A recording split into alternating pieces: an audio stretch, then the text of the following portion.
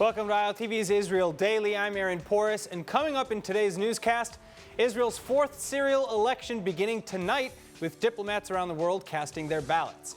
Meanwhile, we dive into the inner workings of Avigdor Lieberman's Israel Beitenu party in part 3 of our Knesset elections breakdown. And finally, more good news on the coronavirus front, with more restrictions eased as the infection rate continues to drop.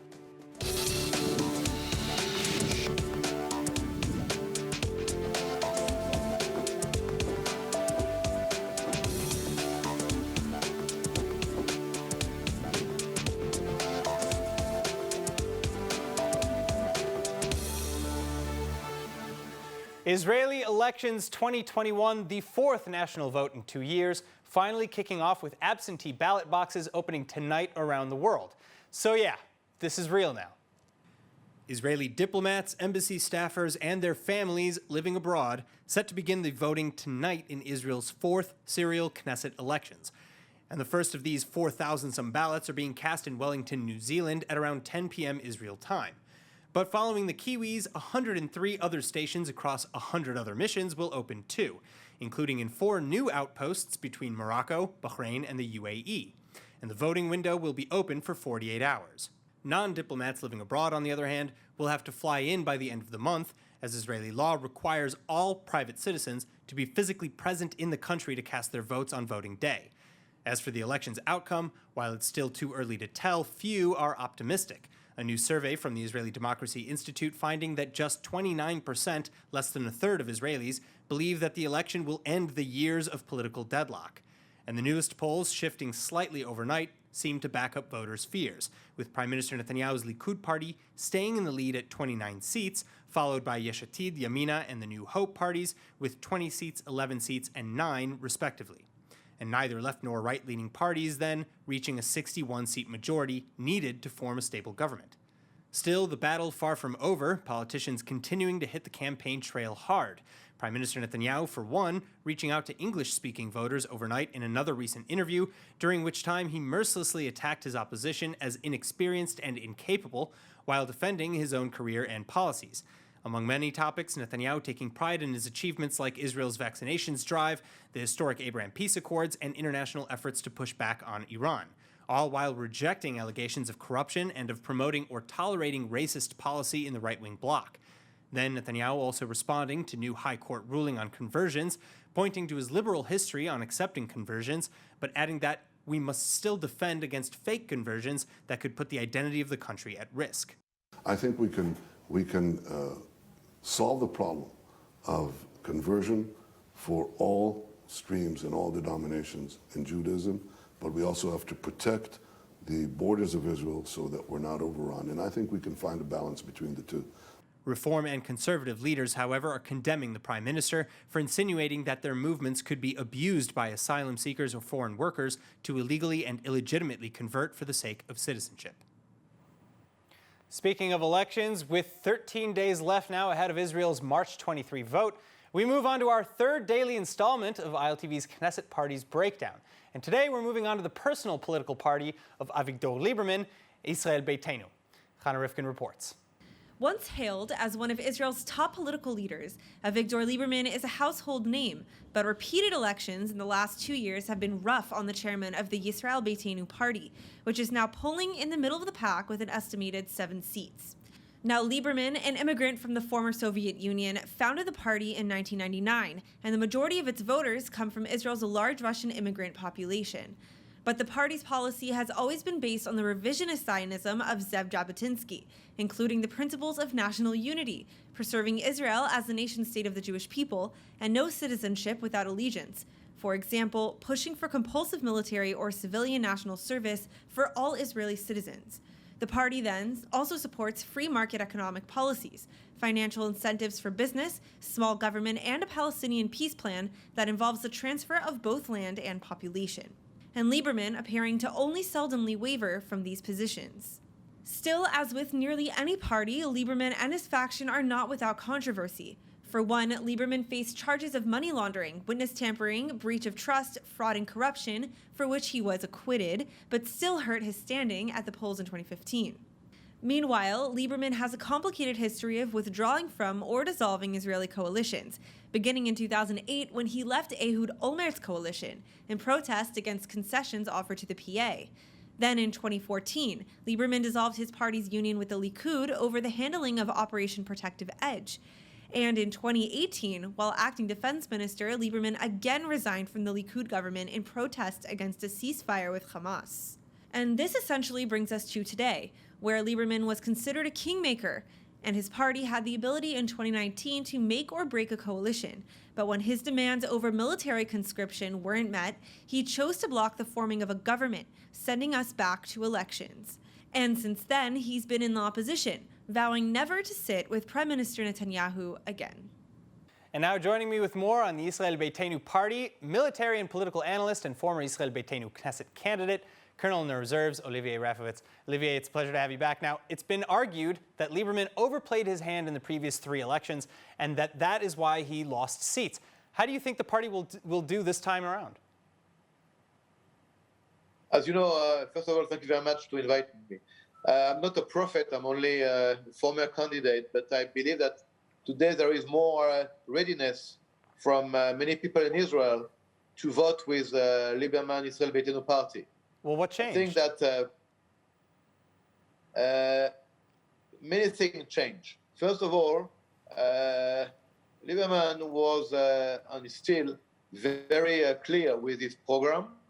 As you remember, the last 3 elections, he mentioned the fact that he wants to separate, I would say, religion with politics. Of course, we are a Jewish state, and we are not going to make such a change, but at least we really want to make the Orthodox parties in the opposition for a while and to try to build a coalition only with Zionist parties. By the way, this coalition can be composed by parties from the right, from the center, and even from the left, if they are all of them Zionist for Jewish states and ready to work together. All right, well, so with that in mind, if Lieberman found himself in a kingmaker position again, where it was his choice really to either sit in a coalition with a Netanyahu Likud-led government or go back to 5th elections, what would he choose? It's a funny question because you know that the leitmotif of Lieberman party from the very beginning is that he is a right-wing party, but he don't want to have Netanyahu as a leader of the state. Yes, but he preaches fiscal responsibility and pragmatism and realistic expectations. So what would be more pragmatic or fiscally responsible than sitting in a government as opposed to going back to 5th elections? For the time being, we don't talk about king making or prince making or whatever. We now are going to, and yeah, it's funny because I think we have to laugh a little bit sometimes in this country where you see that many people want to be prime minister today. By the way, Lieberman doesn't mention never during the campaign that he wants to be prime minister. He wants to be, if he's part of the coalition, he wants to be the minister of treasury because he believes that the economy is very, very important above all of the pandemics. But as a matter of fact, and it's very interesting that you're asking me today, we are 13 days before the key day, the day, and it seems that the other parties of Bennett and Gideon Sa'ar are not really successfully getting what they want to get. I mean, they are not really replacing the possible big party. They are sharing together maybe 20 seats, maybe less. I believe that they will lose more seats when they get close to the election.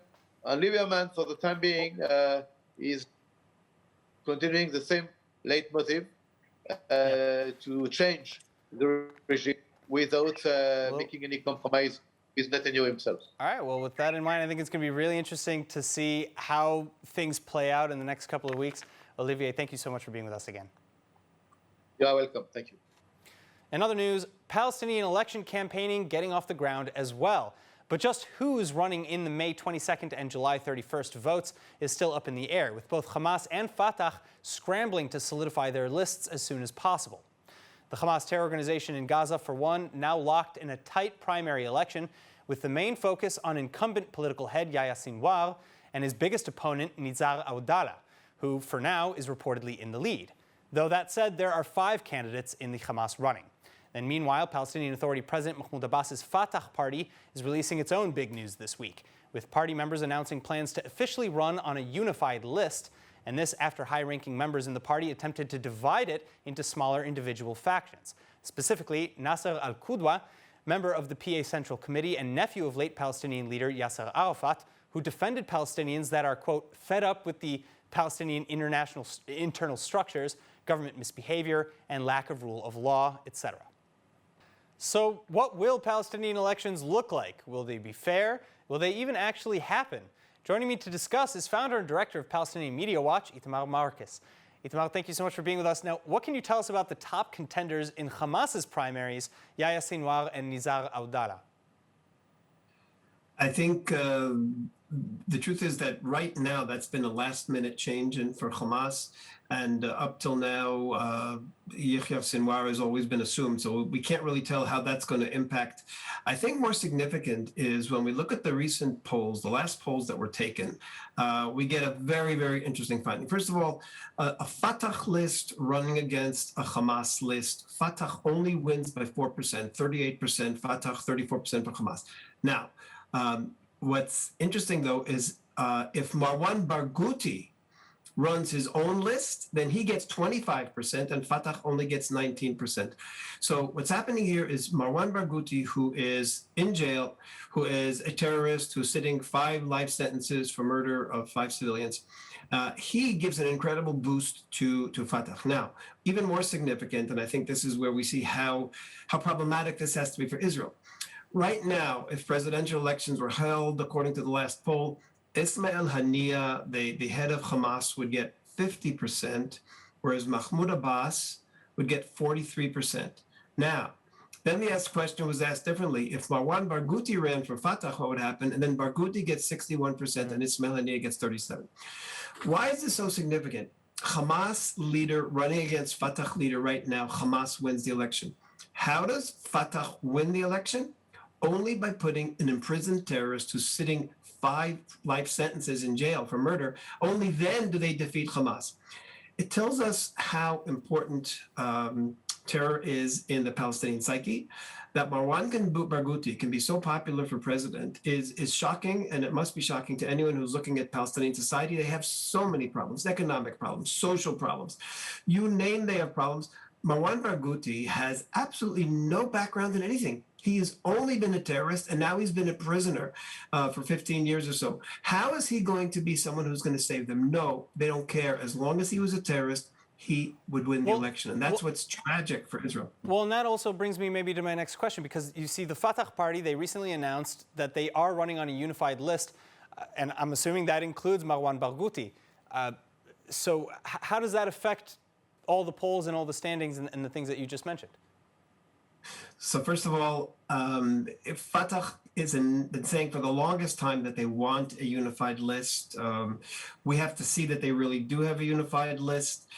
This could just be a pressure, putting pressure on the other lists and the other people. There are a lot of people who are totally unsatisfied with the Fatah leadership.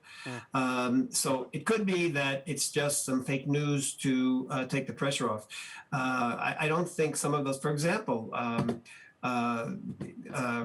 Mohammed Dakhlan, he's running his own list. There's no chance that Abbas is going to put his people onto a list with the Dakhlan. So I think it's a little premature to actually believe that Fatah is going to have unity so quickly and have a united list. What might Israel do in the event that Hamas wins the legislative and even presidential election?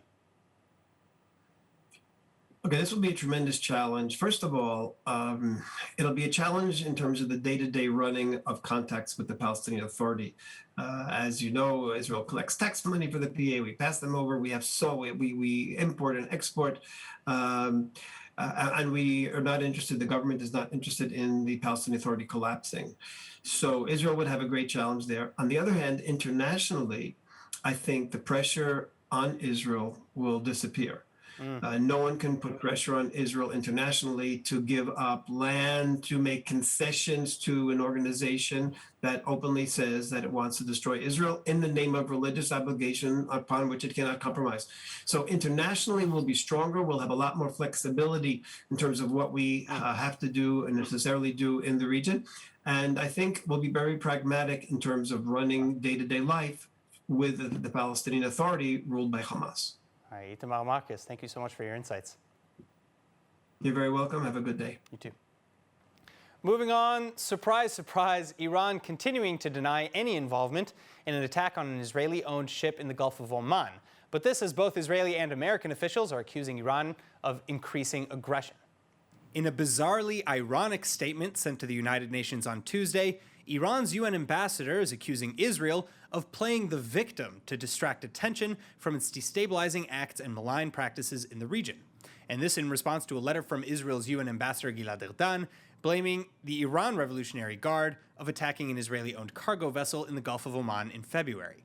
Meanwhile, Iran and Israel also trading threats, with Iran suggesting the destruction of Tel Aviv and Haifa in response to Jerusalem vowing to do whatever necessary to prevent Iran from achieving its nuclear ambitions. And speaking of Iran's nuclear program, Israeli officials are likewise continuing to push for stronger international responses to Tehran's violations of the JCPOA, as well as for a focus on Iran's other malign activities.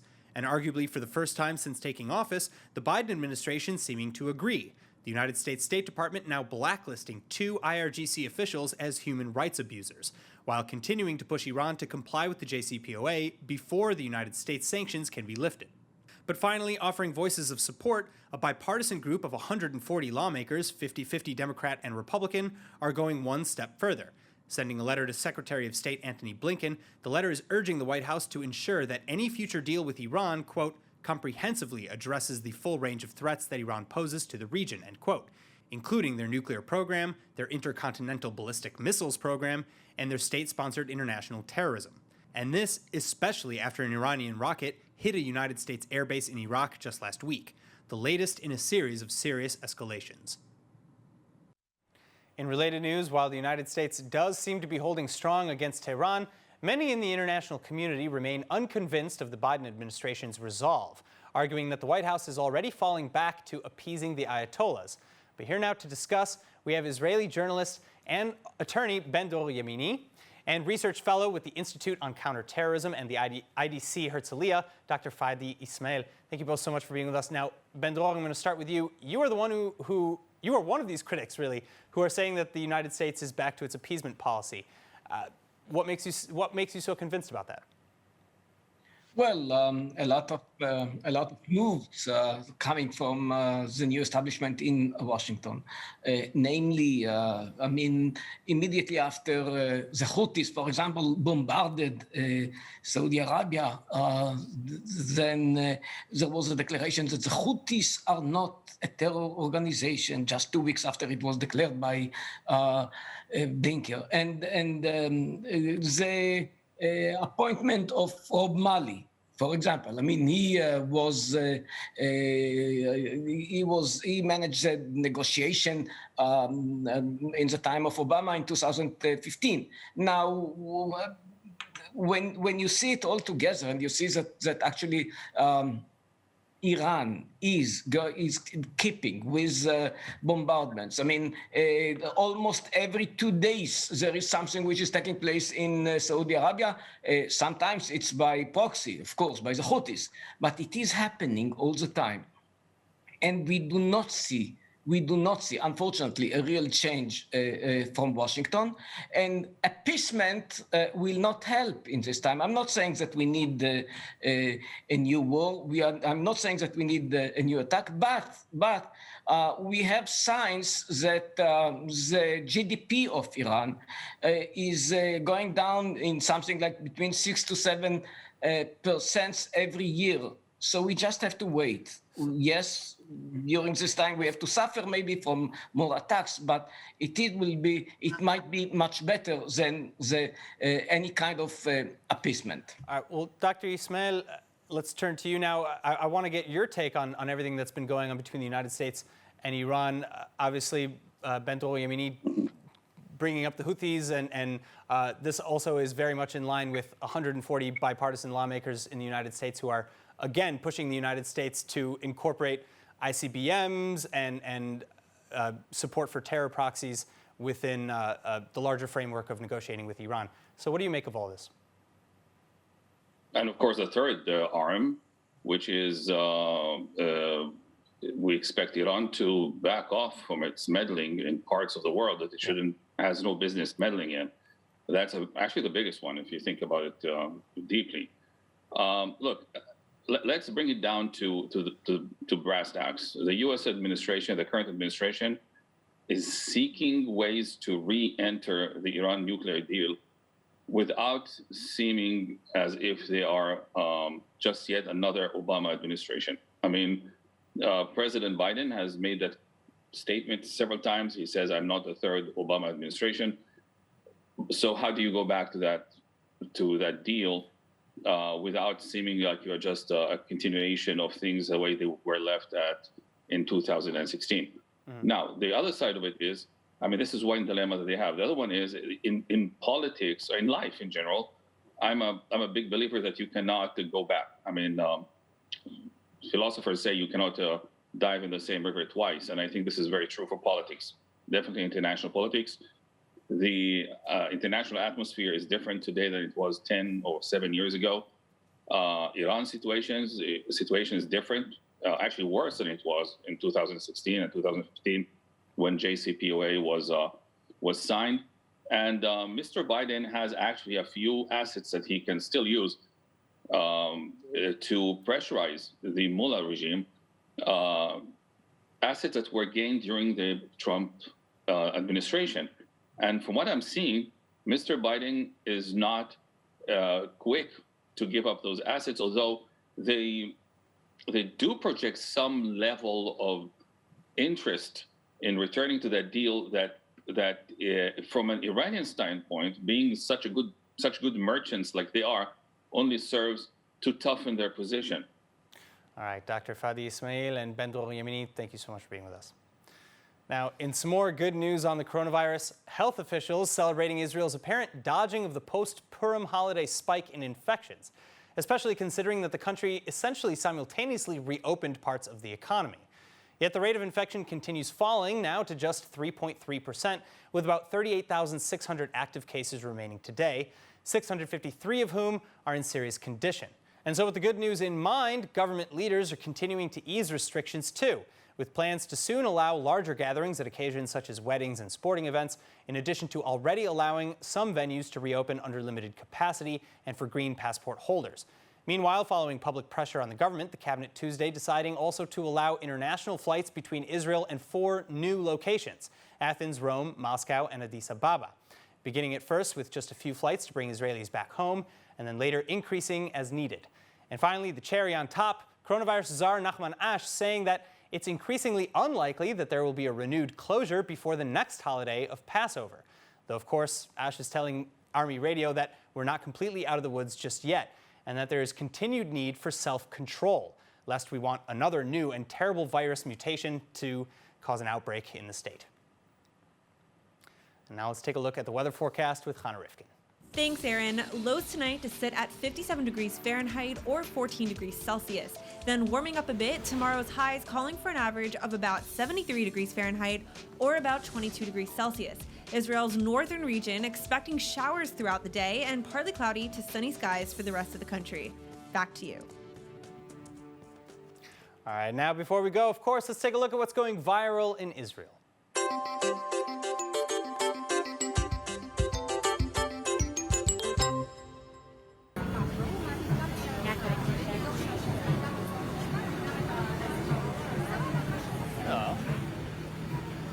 The dog is really into that guy.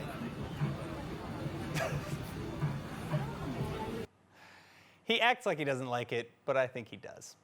All right, that is it for today's news. Today's exchange rate is 3.32 shekels to the American dollar and 2.63 shekels to the Canadian dollar. For more news from ILTV, please like ILTV on Facebook, follow us on Instagram, and subscribe to our YouTube channel. Just don't forget to visit the all-new and improved ILTV website at iltv.tv and subscribe to our newsletter for the latest updates while you're there. I'm Aaron Porras. Be healthy. Thank you so much for watching.